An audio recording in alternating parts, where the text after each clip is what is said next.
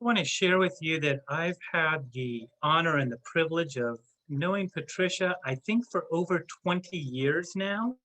Um, we met on a committee, and she has had a very interesting journey, which she can share at some point. She has worked for the United Methodist Church in a variety of positions and capacities, and she is now serving as the chaplain at UMOM, and she is our guest speaker today. So Patricia, I'm going to invite you to unmute, and I'm going to invite us to put Patricia on the speaker mode so we can see her nice and big and hear her and listen to what she has to say today.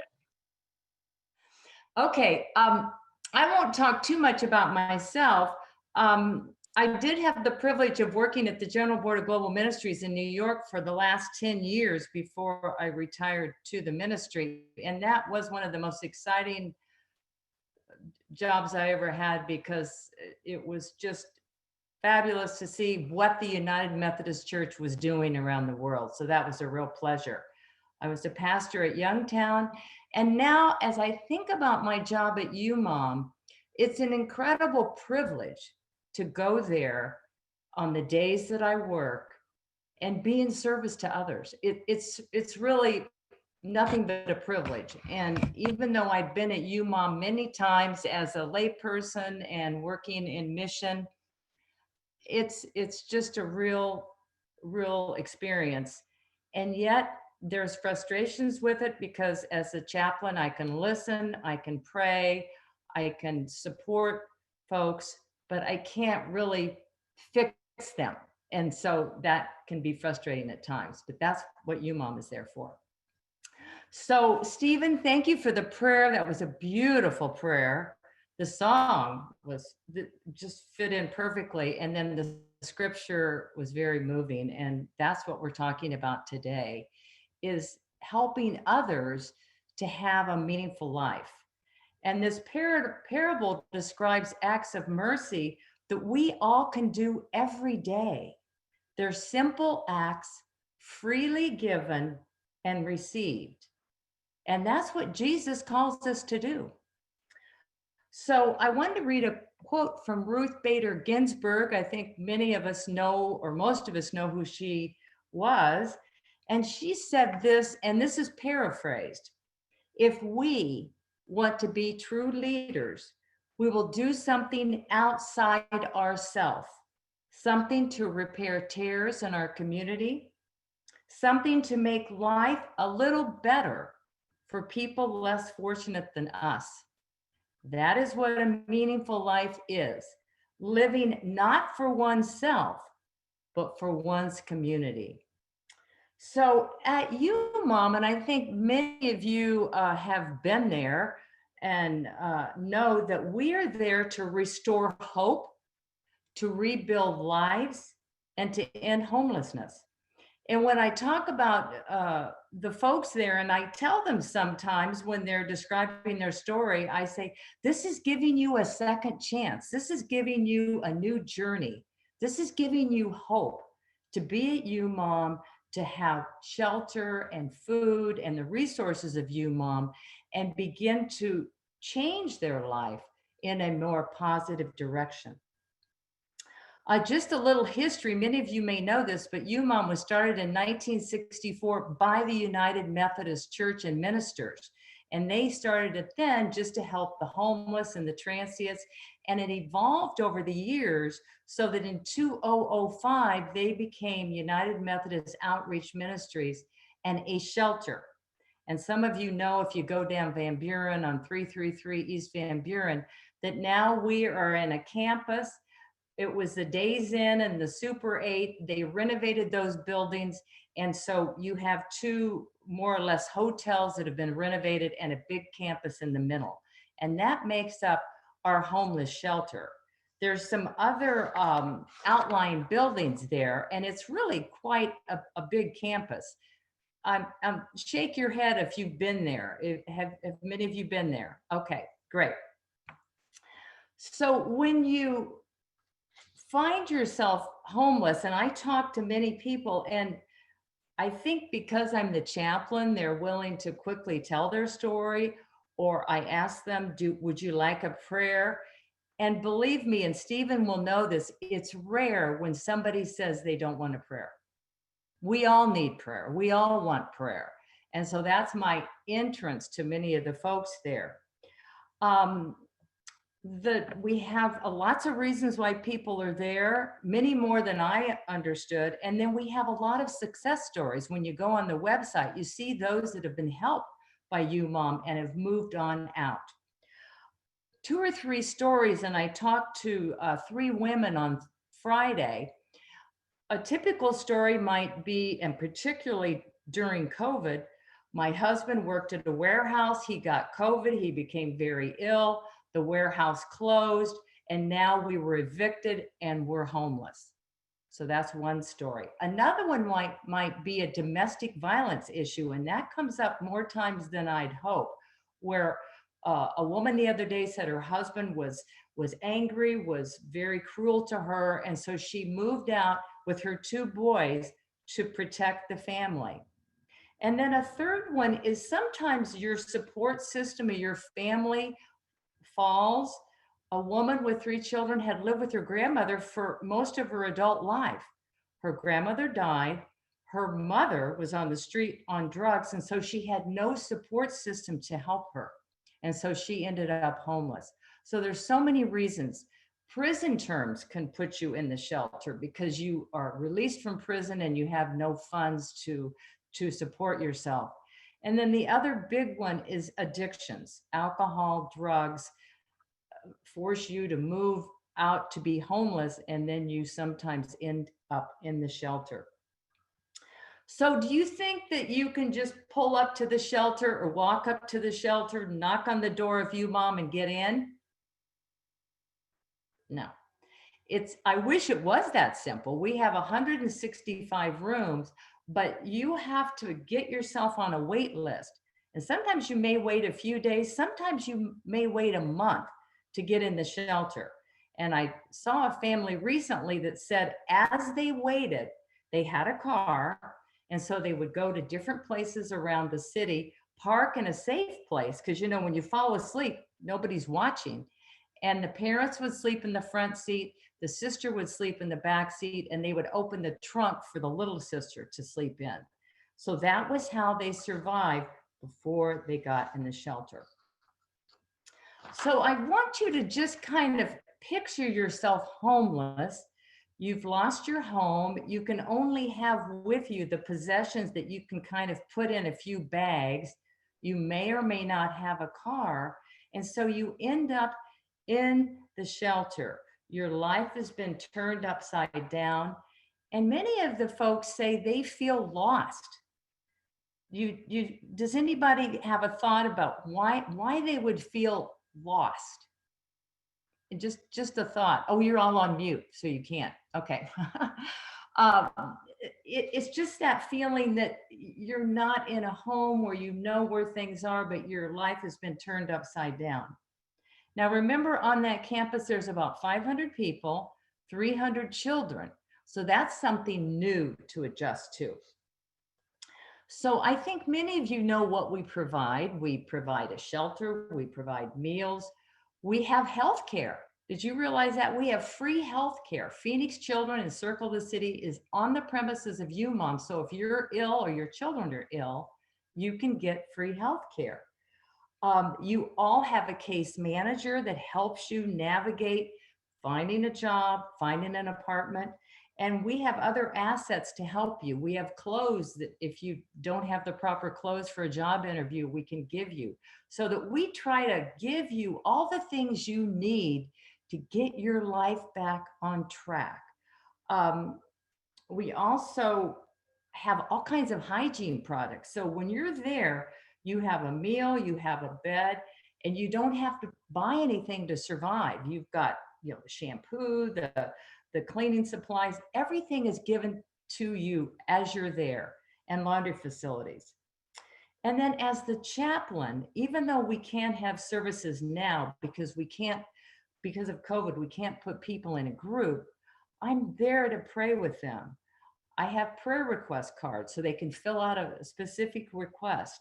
I've written Bible studies, so I provide Bible studies to them to take to their room on anxiety and forgiveness and faith and love, so that they have some resources, if they so desire, for spiritual care.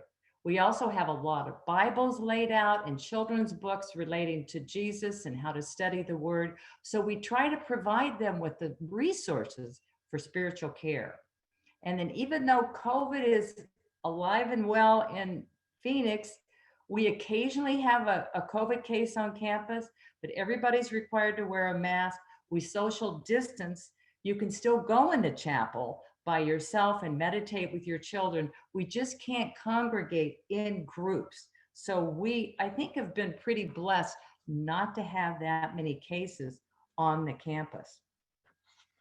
So when I walk on the campus and every day is different, you might see people moving in and being taken around on a tour. You might see folks moving out. You see children going to school. You see children up in their rooms. You see children at the Boys and Girls Club where they can be together but socially distanced. So it's a very busy, hectic place most of the time. Some special things that are happening there are, do any of you know who Patrick Peterson is? I didn't know who he was, but do you know who that is? He's an Arizona Cardinal, and he decided to provide a special meal called P2 Tuesdays every Tuesday night, so that people would have something that he likes. One of the first meals was fried chicken, greens, mac and cheese. And so every Tuesday night, Patrick has funded that dinner for the folks that are there. And believe me, many of them say to me, I just want some soul food. I just want something that I'm used to. So Patrick is doing that for them. And then there's another special room, which is going to be the client services room. And the Phoenix Suns are paying to have that room all designed with their logo, so that when you go in, you feel like, you know, the Phoenix Suns have been there. It feels like a neat spot to go to. How many of you realize that we have a new CEO? Okay, so Jackson Fonder is our new CEO. I have met him briefly. Darlene is still there, but she will be moving on at the end of the year. And I think we all want to thank Darlene for her 18 years of service at the campus.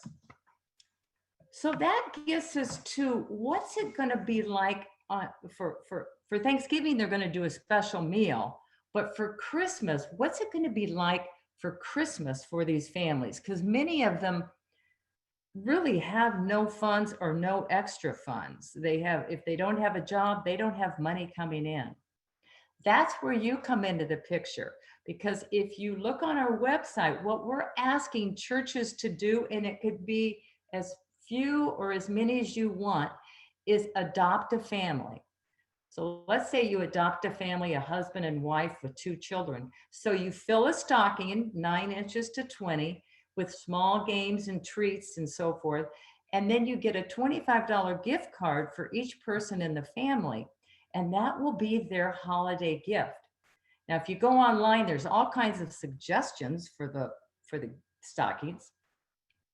And then what do you think the gift card might be for? I know you can't answer, but the idea is, you know, we as parents want to buy our children something. And so, and show them how much we love them. And so the gift card is to help do that, to let the parents go shopping and buy something for their children.